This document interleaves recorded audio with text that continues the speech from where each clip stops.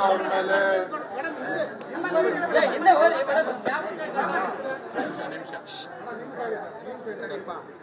ಕಾಂಗ್ರೆಸ್ ಸರ್ಕಾರ ಬಂದಾಗಿನಿಂದ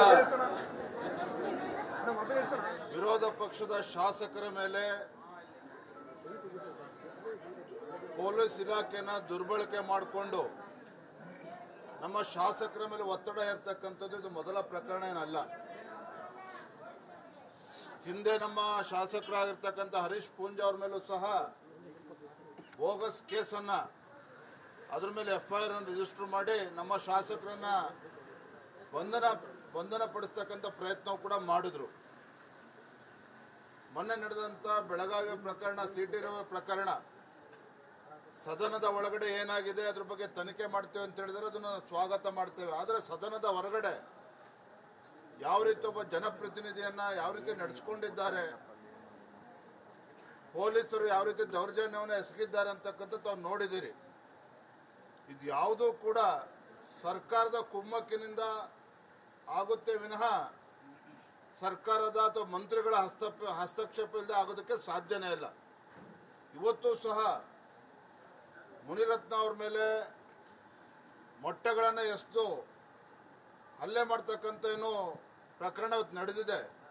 ಇದೇನೋ ಸಣ್ಣ ಘಟನೆ ಅಂತೇಳಿ ನೀವು ಭಾವಿಸಬೇಡಿ. ಮುನಿರತ್ನ ಅವ್ರ ಮೇಲೆ ಏನು ಪ್ರಕರಣಗಳು ದಾಖಲೆ ಆಗಿದೆ, ಅದು ತನಿಖೆ ಆಗ್ತಾ ಇದೆ, ಅದು ಮತ್ತೊಂದು ಭಾಗ. ಆದರೆ ಶಾಸಕರ ಮೇಲೆ, ಮುನಿರತ್ನ ಅವ್ರ ಮೇಲೆ ಹೇಗಾದ್ರೂ ಮಾಡಿ ಒತ್ತಡ ಹಾಕಿ ಅವ್ರನ್ನ ಶಾಸಕ ಸ್ಥಾನದಿಂದ ರಾಜೀನಾಮೆ ಕೊಡಬೇಕು, ಮರುಚುನಾವಣೆ ಆಗಿ ಅವ್ರಿಗೆ ಬೇಕಾದಂತ ಗೆಲ್ಲಿಸ್ಕೋಬೇಕು ಅಂತಕ್ಕಂಥ ಒಂದು ಷಡ್ಯಂತ್ರ ಪಿತೂರಿ ಅವತ್ತಿಂದನೂ ಕೂಡ ನಡೀತಾ ಇದೆ.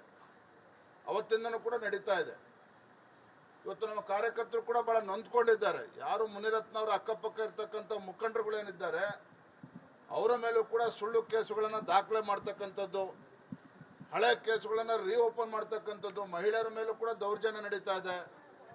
ನಮ್ಮ ಕಾರ್ಯಕರ್ತರು ಮನೆಗೆ ನುಗ್ಗಿಯಲ್ಲಿ ಬಿಯರ್ ಬಾಟ್ಲು ಹೊಡೆದಾಕಿ ಮನೆಯಲ್ಲಿರ್ತಕ್ಕಂಥ ಹೆಣ್ಮಕ್ಳು ಕೂಡ ಬೆದರಿಸ್ತಕ್ಕಂಥ ಕೆಲಸವೂ ಕೂಡ ಕಾಂಗ್ರೆಸ್ ಪಕ್ಷದ ಪುಡಾರಿಗಳು ಮಾಡ್ತಾ ಇದ್ದಾರೆ ಅಂತ ನಮ್ಮ ಕಾರ್ಯಕರ್ತರು ಆರೋಪ ಮಾಡ್ತಾ ಇದ್ದಾರೆ. ಇವತ್ತಿನ ಘಟನೆ ಇದ್ಯಾವುದು ಸಣ್ಣ ಘಟನೆ ಅಲ್ಲ. ಅಂದರೆ ಶಾಸಕರ ಮೇಲೆ ಒತ್ತಡ ಹಾಕ್ತಕ್ಕಂಥದ್ದು, ಬೆದರಿಕೆ ತಂತ್ರ, ಒತ್ತಡ ಹಾಕ್ತಕ್ಕಂಥ ತಂತ್ರ,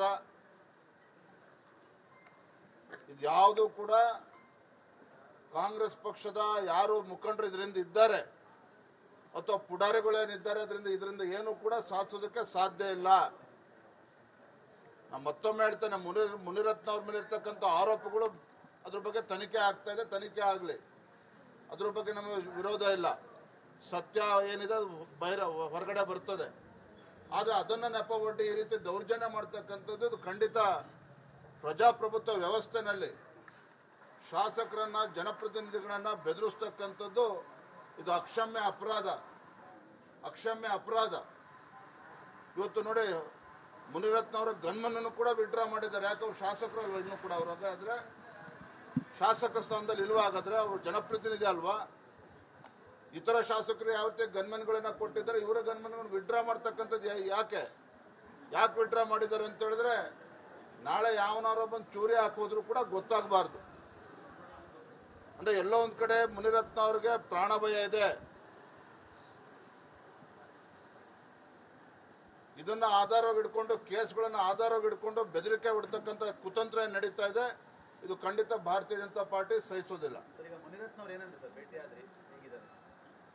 ಮುನಿರತ್ನ ಅವರು ತಲೆಗೆ ಪೆಟ್ಟಾಗಿದೆ, ಸ್ಕ್ಯಾನಿಂಗ್ ಮಾಡಬೇಕು ಅಂತ ಹೇಳಿದರೆ ಧೈರ್ಯವಾಗಿದ್ದಾರೆ, ಗಟ್ಟಿಯಾಗಿದ್ದಾರೆ. ಮುನಿರತ್ನ ಅವ್ರ ಸ್ವಭಾವ ಏನು ಅಂತಕ್ಕಂಥ ನಿಮ್ಗೆಲ್ಲರೂ ಕೂಡ ಚೆನ್ನಾಗಿ ಗೊತ್ತಿದೆ. ಕ್ಷೇತ್ರದ ಜನತೆಗೂ ಕಾರ್ಯಕರ್ತರು ಕೂಡ ಗೊತ್ತಿದೆ. ಅವರೆಷ್ಟು ಬಲಾಢ್ಯರಿದ್ದಾರೆ ಅಂತಾನೆ ಇವತ್ತು ಅವ್ರನ್ನ ಕುಗ್ಗಿಸ್ತಕ್ಕಂಥ ಕೆಲಸ ಇವತ್ತು ಷಡ್ಯಂತ್ರ ನಡೀತಾ ಇದೆ. ಆದರೂ ಕೂಡ ಇದು ಯಾವುದನ್ನು ಕೂಡ ಲೆಕ್ಕಿಸದೆ ಇವತ್ತು ಮುನಿರತ್ನ ಅವರು ಗಟ್ಟಿಯಾಗಿದ್ದಾರೆ. ಸರ್, ಈಗ ಇದುವರೆಗೆ ಮುನಿರತ್ನ ಅವರನ್ನ ಮಾನಸಿಕವಾಗಿ ಈಗ ಅವರು ಪಾರ್ಟಿಯಿಂದ ದೂರವಾಗಿದ್ದಾರೆ, ಅವ್ರನ್ನ ದೂರ ಇಡುವಂತ ಪ್ರಯತ್ನ ನಡೆದಿತ್ತು. ಈ ಘಟನೆ ಆದ ನಂತರ ವಿಜೇಂದ್ರ ಬಂದರೆ ಇದುವರೆಗೂ ಅವ್ರಿಗೆ ಪಕ್ಷ ಸಪೋರ್ಟ್ ಕೊಟ್ಟಿದ್ರೆ ಈ ಸಮಸ್ಯೆ ಆಗ್ತಿಲ್ಲ ಅಂತ ಅನ್ಸಲ್ಲ ಸರ್? ನೋಡ್ರಿ, ಸಪೋರ್ಟು ನಾನು ಮತ್ತೆ ಹೇಳ್ತಾ ಇದ್ದೇನೆ, ಅವ್ರ ಮೇಲೆ ಏನು ಆರೋಪಗಳ ಬಗ್ಗೆ ತನಿಖೆ ಆಗ್ತಾ ಇದೆ. ಮೊನ್ನೆ ಬೆಳಗಾವಿ ಅಧಿವೇಶನ ಸಂದರ್ಭದಲ್ಲೂ ಕೂಡ ಸದನದಲ್ಲಿ ಆಡಳಿತ ಪಕ್ಷದವರು ಆ ವಿಚಾರಗಳನ್ನು ಸದನದಲ್ಲಿ ಪ್ರಸ್ತಾಪ ಮಾಡಬೇಕು ಅಂದಾಗ ಭಾಳಷ್ಟು ಜನ ಅಂದ್ಕೊಂಡಿದ್ರು ಮುನಿರತ್ನವ್ರು ಓಡೋಗ್ಬಿಡ್ತಾರೆ ಅಂತೇಳಿ. ಮುನಿರತ್ನವ್ರು ಸ್ವತಃ ನನ್ನ ಹತ್ರ ಬಂದು ಬೆಳಗಾವಿಯ ಅಧಿವೇಶನ ಸಂದರ್ಭದಲ್ಲಿ ದಯವಿಟ್ಟು ಚರ್ಚೆಗೆ ಅವಕಾಶ ಮಾಡಿಕೊಡಿ, ನಾನು ಮುಕ್ತವಾಗಿ ಚರ್ಚೆ ಮಾಡ್ತೇನೆ, ನಾನು ಓಡೋಗೋದಿಲ್ಲ ಅಂತೇಳಿ ಧೈರ್ಯವಾಗಿ ಹೇಳಿದಾರೆ ಮುನಿರತ್ನ ಅವರು. ಹಾಗಾಗಿ ಪಕ್ಷ ಅವ್ರ ಜೊತೆಲಿಲ್ಲ ಅಂತಕ್ಕಂಥ ಪ್ರಶ್ನೆ ಇಲ್ಲ. ತನಿಖೆ ಒಂದು ಭಾಗ, ಈ ರೀತಿ ಷಡ್ಯಂತ್ರ ಬಂದಾಗ ನಮ್ಮ ಶಾಸಕರ ಪರವಾಗಿ ನಿಲ್ತಕ್ಕಂಥದ್ದು ನಮ್ಮ ಕರ್ತವ್ಯ, ಅದನ್ನ ಮಾಡಿದ್ದೇನೆ. ಧನ್ಯವಾದ. ಮುನಿರತ್ನ ಅವ್ರ ಮೇಲೆ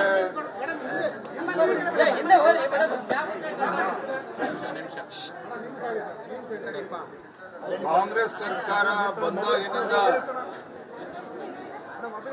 ವಿರೋಧ ಪಕ್ಷದ ಶಾಸಕರ ಮೇಲೆ ಪೊಲೀಸ್ ಇಲಾಖೆನ ದುರ್ಬಳಕೆ ಮಾಡಿಕೊಂಡು ನಮ್ಮ ಶಾಸಕರ ಮೇಲೆ ಒತ್ತಡ ಹೇರ್ತಕ್ಕಂಥದ್ದು ಇದು ಮೊದಲ ಪ್ರಕರಣ ಏನಲ್ಲ. ಹಿಂದೆ ನಮ್ಮ ಶಾಸಕರಾಗಿರ್ತಕ್ಕಂಥ ಹರೀಶ್ ಪೂಂಜಾ ಅವ್ರ ಮೇಲೂ ಸಹ ಬೋಗಸ್ ಕೇಸನ್ನ ಅದ್ರ ಮೇಲೆ FIR ಅನ್ನು ರಿಜಿಸ್ಟರ್ ಮಾಡಿ ನಮ್ಮ ಶಾಸಕರನ್ನ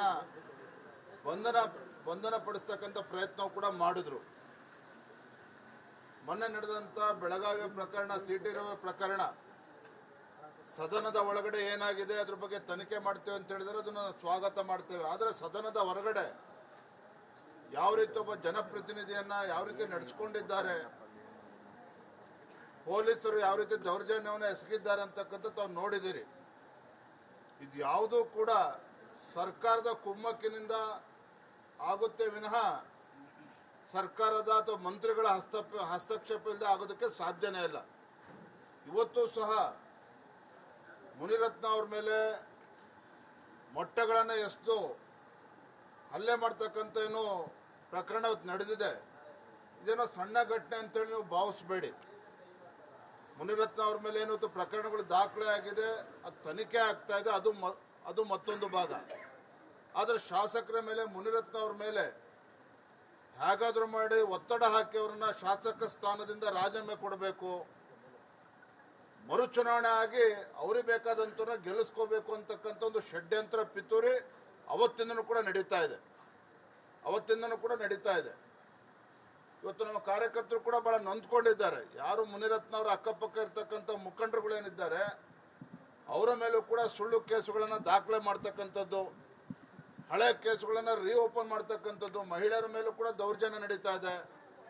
ನಮ್ಮ ಕಾರ್ಯಕರ್ತರು ಮನೆಗೆ ನುಗ್ಗಿ ಬಿಯರ್ ಬಾಟ್ಲು ಒಡೆದಾಕಿ ಮನೆಯಲ್ಲಿರ್ತಕ್ಕಂಥ ಹೆಣ್ಮಕ್ಳು ಕೂಡ ಬೆದರಿಸ್ತಕ್ಕಂಥ ಕೆಲಸವೂ ಕೂಡ ಕಾಂಗ್ರೆಸ್ ಪಕ್ಷದ ಪುಡಾರಿಗಳು ಮಾಡ್ತಾ ಇದ್ದಾರೆ ಅಂತ ನಮ್ಮ ಕಾರ್ಯಕರ್ತರು ಆರೋಪ ಮಾಡ್ತಾ ಇದ್ದಾರೆ. ಇವತ್ತಿನ ಘಟನೆ ಇದ್ಯಾವುದು ಸಣ್ಣ ಘಟನೆ ಅಲ್ಲ. ಅಂದರೆ ಶಾಸಕರ ಮೇಲೆ ಒತ್ತಡ ಹಾಕ್ತಕ್ಕಂಥದ್ದು, ಬೆದರಿಕೆ ತಂತ್ರ, ಒತ್ತಡ ಹಾಕ್ತಕ್ಕಂಥ ತಂತ್ರ, ಇದ್ಯಾವುದು ಕೂಡ ಕಾಂಗ್ರೆಸ್ ಪಕ್ಷದ ಯಾರು ಮುಖಂಡರು ಇದರಿಂದ ಇದ್ದಾರೆ ಅಥವಾ ಪುಡಾರಿಗಳೇನಿದ್ದಾರೆ ಇದರಿಂದ ಏನು ಕೂಡ ಸಾಧಿಸೋದಕ್ಕೆ ಸಾಧ್ಯ ಇಲ್ಲ. ನಾನು ಮತ್ತೊಮ್ಮೆ ಹೇಳ್ತೇನೆ, ಮುನಿರತ್ನ ಅವ್ರ ಮೇಲೆ ಇರ್ತಕ್ಕಂಥ ಆರೋಪಗಳು ಅದ್ರ ಬಗ್ಗೆ ತನಿಖೆ ಆಗ್ತಾ ಇದೆ, ತನಿಖೆ ಆಗಲಿ, ಅದ್ರ ಬಗ್ಗೆ ನಮಗೆ ವಿರೋಧ ಇಲ್ಲ. ಸತ್ಯ ಏನಿದೆ ಅದು ಹೊರಗಡೆ ಬರ್ತದೆ. ಆದರೆ ಅದನ್ನು ನೆಪ ಒಡ್ಡಿ ಈ ರೀತಿ ದೌರ್ಜನ್ಯ ಮಾಡ್ತಕ್ಕಂಥದ್ದು ಇದು ಖಂಡಿತ ಪ್ರಜಾಪ್ರಭುತ್ವ ವ್ಯವಸ್ಥೆನಲ್ಲಿ ಶಾಸಕರನ್ನ, ಜನಪ್ರತಿನಿಧಿಗಳನ್ನ ಬೆದರಿಸ್ತಕ್ಕಂಥದ್ದು ಇದು ಅಕ್ಷಮ್ಯ ಅಪರಾಧ. ಇವತ್ತು ನೋಡಿ, ಮುನಿರತ್ನ ಅವರ ಗನ್ಮನನ್ನು ಕೂಡ ವಿಡ್ರಾ ಮಾಡಿದ್ದಾರೆ. ಯಾಕೆ ಅವ್ರು ಶಾಸಕರು ಅಲ್ವಾ? ಇನ್ನೂ ಕೂಡ ಅವ್ರು ಹಾಗಾದ್ರೆ ಶಾಸಕ ಸ್ಥಾನದಲ್ಲಿ ಇಲ್ವಾ? ಹಾಗಾದ್ರೆ ಅವರು ಜನಪ್ರತಿನಿಧಿ ಅಲ್ವಾ? ಇತರ ಶಾಸಕರು ಯಾವ ರೀತಿ ಗನ್ಮನ್ಗಳನ್ನ ಕೊಟ್ಟಿದ್ದಾರೆ, ಇವರ ಗನ್ಮನ್ಗಳನ್ನು ವಿಡ್ರಾ ಮಾಡ್ತಕ್ಕಂಥದ್ದು ಯಾಕೆ ವಿಡ್ರಾ ಮಾಡಿದ್ದಾರೆ ಅಂತ ಹೇಳಿದ್ರೆ, ನಾಳೆ ಯಾವನಾರೋ ಬಂದು ಚೂರಿ ಹಾಕೋದ್ರು ಕೂಡ ಗೊತ್ತಾಗಬಾರ್ದು. ಅಂದ್ರೆ ಎಲ್ಲೋ ಒಂದ್ ಕಡೆ ಮುನಿರತ್ನ ಅವ್ರಿಗೆ ಪ್ರಾಣ ಭಯ ಇದೆ. ಇದನ್ನ ಆಧಾರವಾಗಿ ಇಟ್ಕೊಂಡು, ಕೇಸ್ಗಳನ್ನ ಆಧಾರವಾಗಿ ಇಟ್ಕೊಂಡು ಬೆದರಿಕೆ ಹೊಡ್ತಕ್ಕಂಥ ಕುತಂತ್ರ ನಡೀತಾ ಇದೆ. ಇದು ಖಂಡಿತ ಭಾರತೀಯ ಜನತಾ ಪಾರ್ಟಿ ಸಹಿಸೋದಿಲ್ಲ. ಮುನಿರತ್ನ ಅವರು ತಲೆಗೆ ಪೆಟ್ಟಾಗಿದೆ, ಸ್ಕ್ಯಾನಿಂಗ್ ಮಾಡಬೇಕು ಅಂತ ಹೇಳಿದರೆ ಧೈರ್ಯವಾಗಿದ್ದಾರೆ, ಗಟ್ಟಿಯಾಗಿದ್ದಾರೆ. ಮುನಿರತ್ನ ಅವ್ರ ಸ್ವಭಾವ ಏನು ಅಂತಕ್ಕಂಥ ನಿಮ್ಗೆಲ್ಲರೂ ಕೂಡ ಚೆನ್ನಾಗಿ ಗೊತ್ತಿದೆ. ಕ್ಷೇತ್ರದ ಜನತೆಗೂ ಕಾರ್ಯಕರ್ತರು ಕೂಡ ಗೊತ್ತಿದೆ. ಅವರಿಷ್ಟು ಬಲಾಢ್ಯರಿದ್ದಾರೆ ಅಂತಾನೆ ಇವತ್ತು ಅವ್ರನ್ನ ಕುಗ್ಗಿಸ್ತಕ್ಕಂಥ ಕೆಲಸ ಇವತ್ತು ಷಡ್ಯಂತ್ರ ನಡೀತಾ ಇದೆ. ಆದರೂ ಕೂಡ ಇದು ಯಾವುದನ್ನು ಕೂಡ ಲೆಕ್ಕಿಸದೆ ಇವತ್ತು ಮುನಿರತ್ನ ಅವರು ಗಟ್ಟಿಯಾಗಿದ್ದಾರೆ. ಸರ್, ಈಗ ಇದುವರೆಗೆ ಮುನಿರತ್ನವರನ್ನ ಮಾನಸಿಕವಾಗಿ ಈಗ ಅವರು ಪಾರ್ಟಿಯಿಂದ ದೂರವಾಗಿದ್ದಾರೆ, ಅವ್ರನ್ನ ಉಳಿಸಿ ದೂರ ಇಡುವಂತ ಪ್ರಯತ್ನ ನಡೆದಿತ್ತು. ಈ ಘಟನೆ ಆದ ನಂತರ ವಿಜೇಂದ್ರ ಬಂದರೆ ಇದುವರೆಗೂ ಅವ್ರಿಗೆ ಪಕ್ಷ ಸಪೋರ್ಟ್ ಕೊಟ್ಟಿದ್ರೆ ಈ ಸಮಸ್ಯೆ ಆಗ್ತಿಲ್ಲ ಅಂತ ಅನ್ಸಲ್ಲ ಸರ್? ನೋಡ್ರಿ, ಸಪೋರ್ಟು ನಾನು ಮತ್ತೆ ಹೇಳ್ತಾ ಇದ್ದೇನೆ, ಅವ್ರ ಮೇಲೆ ಏನು ಆರೋಪಗಳಿಂದ ಬಗ್ಗೆ ತನಿಖೆ ಆಗ್ತಾ ಇದೆ. ಮೊನ್ನೆ ಬೆಳಗಾವಿ ಅಧಿವೇಶನ ಸಂದರ್ಭದಲ್ಲೂ ಕೂಡ ಸದನದಲ್ಲಿ ಆಡಳಿತ ಪಕ್ಷದವರು ಆ ವಿಚಾರಗಳನ್ನು ಸದನದಲ್ಲಿ ಪ್ರಸ್ತಾಪ ಮಾಡಬೇಕು ಅಂದಾಗ ಭಾಳಷ್ಟು ಜನ ಅಂದ್ಕೊಂಡಿದ್ರು ಮುನಿರತ್ನವ್ರು ಓಡೋಗ್ಬಿಡ್ತಾರೆ ಅಂತೇಳಿ. ಮುನಿರತ್ನವ್ರು ಸ್ವತಃ ನನ್ನ ಹತ್ರ ಬಂದು ಬೆಳಗಾವಿಯ ಅಧಿವೇಶನ ಸಂದರ್ಭದಲ್ಲಿ ದಯವಿಟ್ಟು ಚರ್ಚೆಗೆ ಅವಕಾಶ ಮಾಡಿಕೊಡಿ, ನಾನು ಮುಕ್ತವಾಗಿ ಚರ್ಚೆ ಮಾಡ್ತೇನೆ, ನಾನು ಓಡೋಗೋದಿಲ್ಲ ಅಂತೇಳಿ ಧೈರ್ಯವಾಗಿ ಹೇಳಿದಾರೆ ಮುನಿರತ್ನ ಅವರು. ಹಾಗಾಗಿ ಪಕ್ಷ ಅವ್ರ ಜೊತೆಲಿಲ್ಲ ಅಂತಕ್ಕಂಥ ಪ್ರಶ್ನೆ ಇಲ್ಲ. ತನಿಖೆ ಒಂದು ಭಾಗ, ಈ ರೀತಿ ಷಡ್ಯಂತ್ರ ಬಂದಾಗ ನಮ್ಮ ಶಾಸಕರ ಪರವಾಗಿ ನಿಲ್ತಕ್ಕಂಥದ್ದು ನಮ್ಮ ಕರ್ತವ್ಯ, ಅದನ್ನ ಮಾಡಿದ್ದೇನೆ. ಧನ್ಯವಾದ.